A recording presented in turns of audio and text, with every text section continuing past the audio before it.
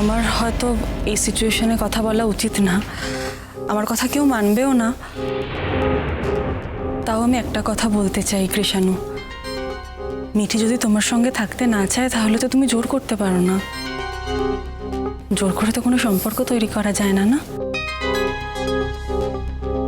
আমি চাইবো আমাদের ব্যাপারে, আমাদের ব্যক্তিগত ব্যাপারে আপনি কোনো কথা বলবেন না, প্লিজ। এটা আমার আর মিঠির ব্যক্তিগত ব্যাপার, আর আমরা চাইবো না, ইনফ্যাক্ট আমরা যাদেরকে ওয়েলকাম করতে চাই না এই বিষয়ে, তারা প্লিজ এর মধ্যে ঢুকে পড়বেন না। আর আমার মনে হয় মিঠিও আপনাকে এই বিষয়ে ওয়েলকাম করার জন্য অপেক্ষা করে নেই।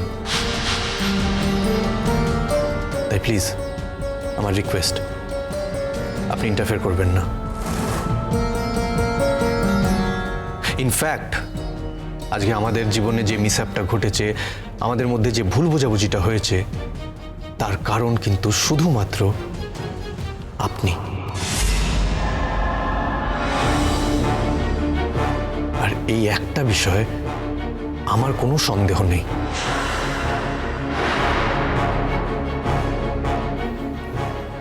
তার মানে?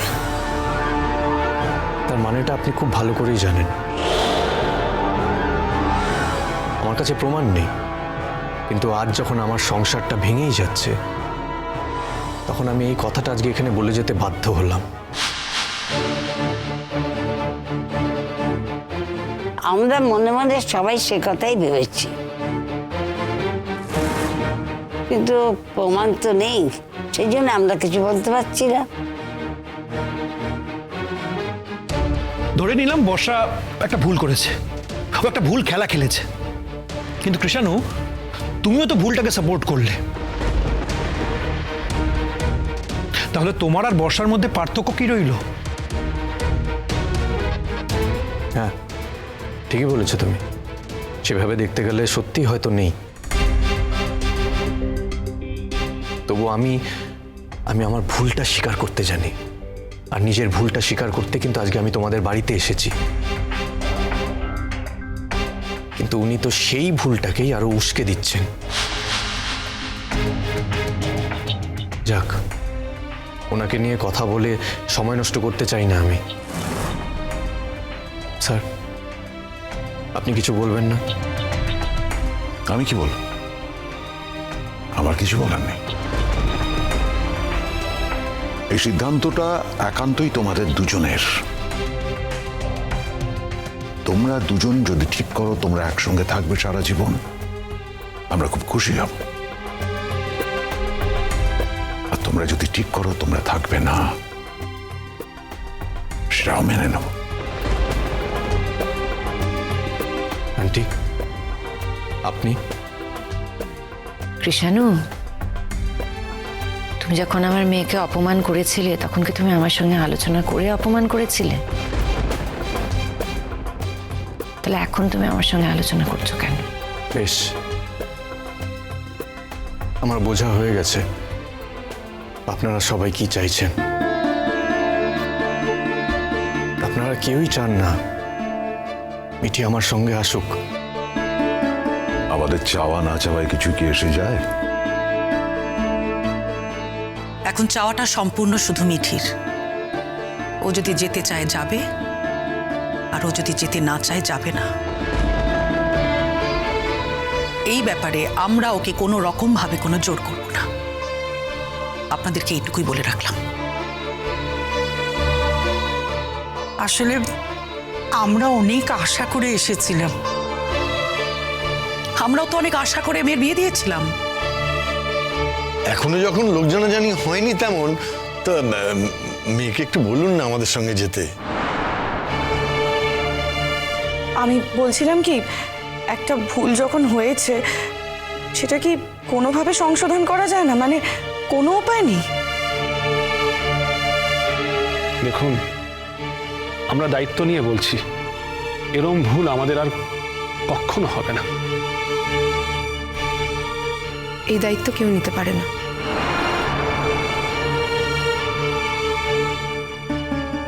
কৃষ্ণ, আমি তোমার উপর রাগ করে নিই। দেখো, প্রথম কথাটা হচ্ছে যে তুমি যে জায়গায় ছিলে, যেরকমভাবে রিয়্যাক্ট করেছিলে, অন্য কেউ থাকলে হয়তো এরকমই করতো, হয়তো অনেক বেশি করতো। আর তার থেকেও অনেক বেশি বড় কথা, আমার মতো একটা মেয়েকে কেউ বিয়েই করতে চাইতো না। তুমি চেয়েছো, সেখানেই তো তুমি অন্য ছেলেদের থেকে অনেক এগিয়ে গেছো। কিন্তু আমি তোমাকে যে কথাটা বলছি সেটা হলো, এখন যদি আমি তোমাদের সঙ্গে ফিরে যাই তাহলে বারবার আমার মনে হবে তোমরা সবাই আমাকে কনসিডার করছো, দয়া দৃষ্টিতে আমার দিকে দেখছো। এর ফলে যেটা হবে সেটা হচ্ছে আমার কনফিডেন্সটা ভেঙে যাবে, আমার জীবনটা অন্ধকারে ভরে যাবে, আর আমি নিজেকে তো সুখী করতে পারবোই না, তোমাকেও পারবো না।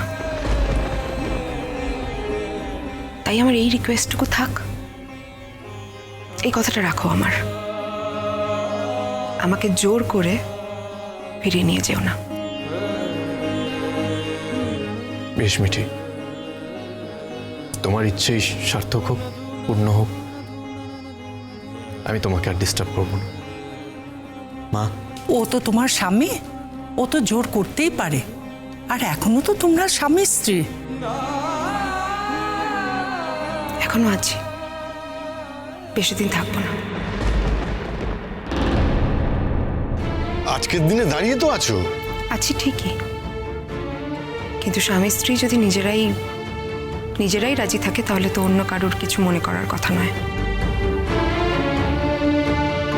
তা অবশ্য ঠিক, তবে মিঠি, তুমি একটা গ্যারান্টি দিতে পারো?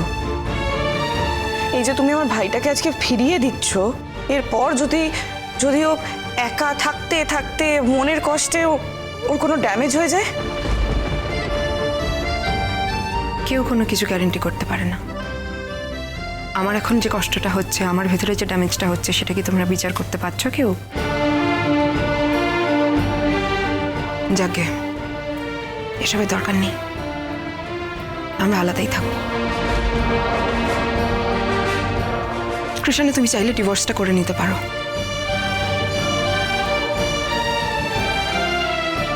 আমার বিয়েটাই তো হলো না ঠিক করে মিঠি, আমি ডিভোর্স দেবো কি করে? না না, ডিভোর্স দেওয়ার, আমার দিক থেকে ডিভোর্স দেওয়ার কোনো পয়েন্ট নেই মিঠি।